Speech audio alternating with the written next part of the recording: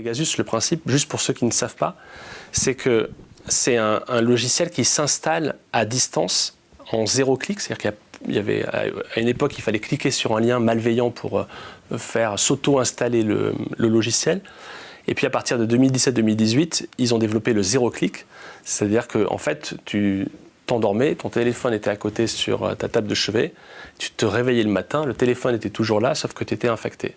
Et puis tu avais une batterie qui avait descendu beaucoup plus rapidement. C'était pas si sûr que ça. Tu peux avoir des anomalies, ça dépendait des modèles de téléphone. C'est pas si certain que ça, on l'a pas vérifié à chaque fois. Parce qu'on a fait beaucoup de forensiques, beaucoup d'analyses sur ces téléphones-là, et on a trouvé des traces d'infection avec les équipes d'Amnesty Security Lab. Mais l'ère du 0 clic, c'est-à-dire que plus besoin d'envoyer un texto malveillant, a changé la donne. Ça a permis à plein d'États de se dire on achète cette solution-là, Pegasus. Il n'y a pas que Pegasus sur le marché, mais on achète entre autres cette solution-là parce qu'il n'y a aucun risque pour nous de se faire choper. Et c'est comme ça que le militant activiste à Mexico qui veut lutter contre la corruption, lui, il a forcément besoin d'un groupe WhatsApp pour mobiliser ses militants. Il va forcément dire à un moment donné, le but de la manif, c'est de dire ça, et on se retrouve à telle heure. Mais il peut se faire assassiner aussi à cette heure-là précisément parce qu'il est suivi à la trace à cause ou grâce au logiciel espion. Pegasus, une fois installé sur le téléphone, c'est fini. C'est-à-dire que c'est un logiciel qui active tout, en fait, le micro, la caméra, qui va... c'est de l'opération très chirurgicale. Il ne faut pas imaginer... Ce n'est pas un système de surveillance massif qui tourne sur des millions de gens. C'est de la chirurgie avec un opérateur de renseignement qui est derrière, qui se dit « Tiens, aujourd'hui, je vais sur le téléphone de Sky, j'y vais de 14 à 16 heures parce qu'à 17 heures, je suis sur telle personne.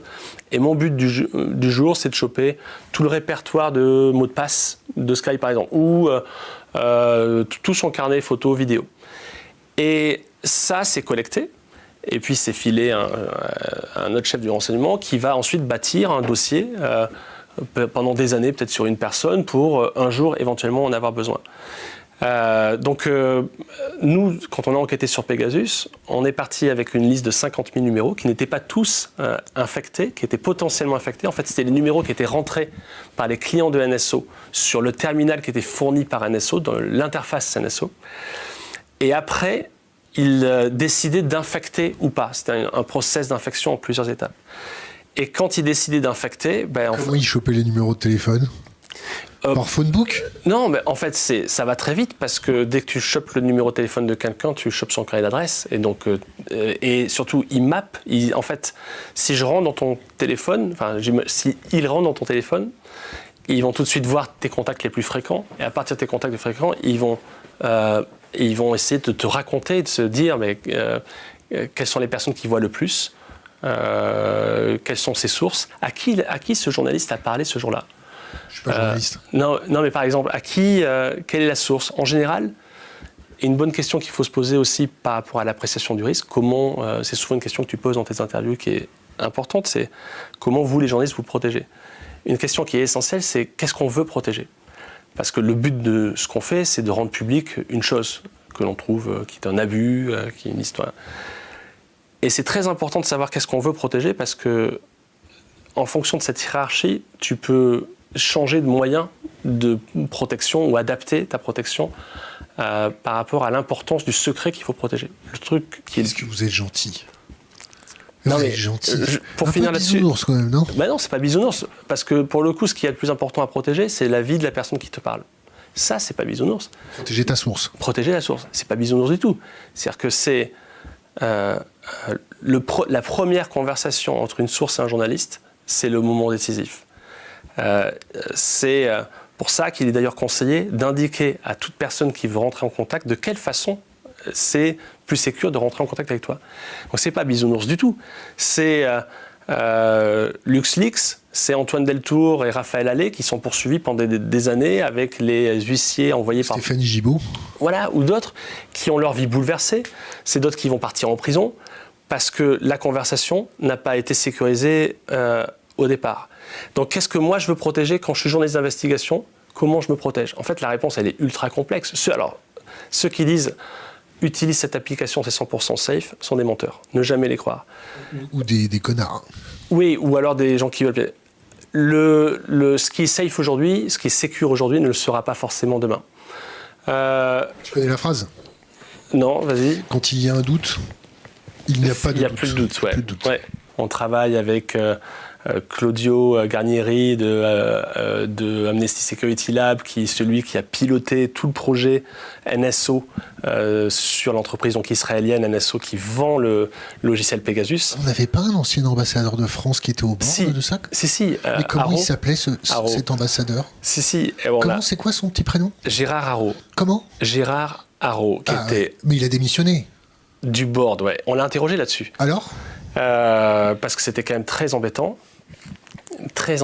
d'avoir... Donc Gérard Haro, pour ceux qui ne connaissent pas, était et je pense que beaucoup de gens le connaissent parce qu'il est quand même invité sur plein de plateaux et il peut délivrer des opinions pour le coup très intéressantes, mais il était quand même membre du board d'une société qui s'appelle NSO Group. Il savait peut-être pas, je me fais son avocat. Il savait très bien, je pense qu'il savait très bien qu'il a été... Je pense, c'est pas mon problème.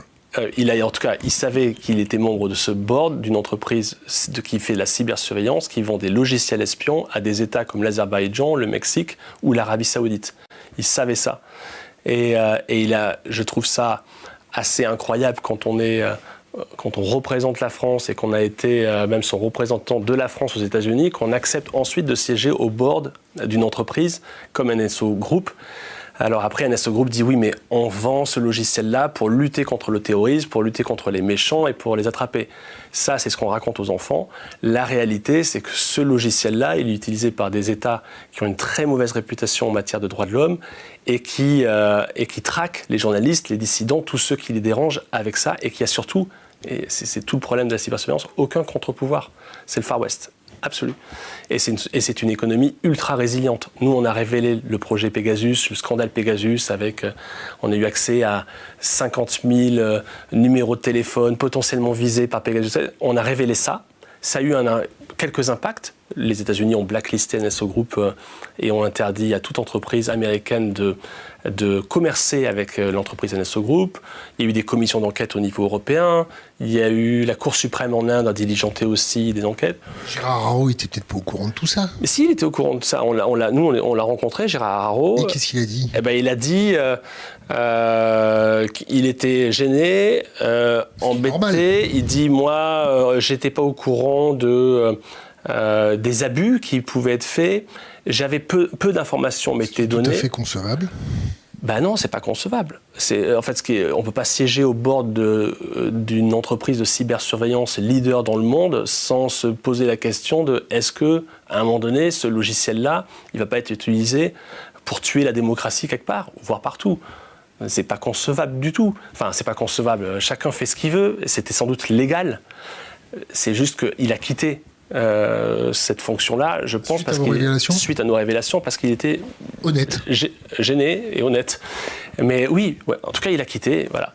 Mais il y avait d'autres personnes membres du board. Alors là, je les ai plus en tête, mais il y avait des anciens de la diplomatie américaine qui siégeaient au board. Donc après, les memberships l'appartenance à ces boards, parfois c'est je vais dans ce board-là parce qu'un tel y est aussi, donc c'est safe, c'est pas trop dangereux et tout.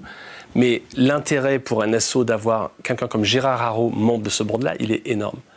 C'est-à-dire que c'est de dire ensuite aux Saoudiens, écoutez, on a même l'ancien ambassadeur de France aux États-Unis. La France, vous le savez très bien, c'est la patrie des droits de l'homme. Donc ça, c'est ce que NSO va dire aux Saoudiens ou ailleurs, qui est dans notre board. Donc vous inquiétez pas sur la gestion de réputation de crise.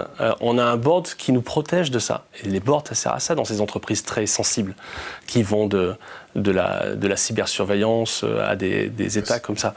Donc les boards, ça sert à endormir un peu, à raconter ça aux enfants pour dire qu'on travaille pour choper des terroristes.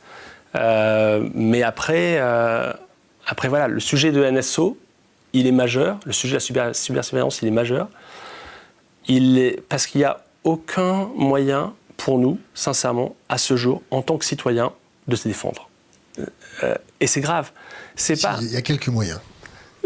Franchement, accessible plus difficilement, mais il y a quelques moyens. Non, mais mais je suis d'une nature optimiste globalement, mais là-dessus. Et pour avoir travaillé beaucoup sur le sujet, oui, bien sûr, on peut aussi se dire on ne touche plus à un seul téléphone, un seul ordi. Tout ce qui se branche sur du secteur. Ouais, Voilà, sauf que quand on veut faire ce métier de journaliste, ce métier d'avocat, ce métier de militant des droits de l'homme, eh ben il faut... ce métier de président de la République. Ou ce métier de président de la Ou République. ce métier de ministre de la Défense. Ouais. Non mais, à la limite, le président de la République, il a un téléphone qu'il est fourni par les militaires, qu'il est censé être qui est utilisé. Mais juste, je parle du militant des droits de l'homme qui est au fin fond de Mexico City et qui veut organiser une manifestation contre la corruption de son pays.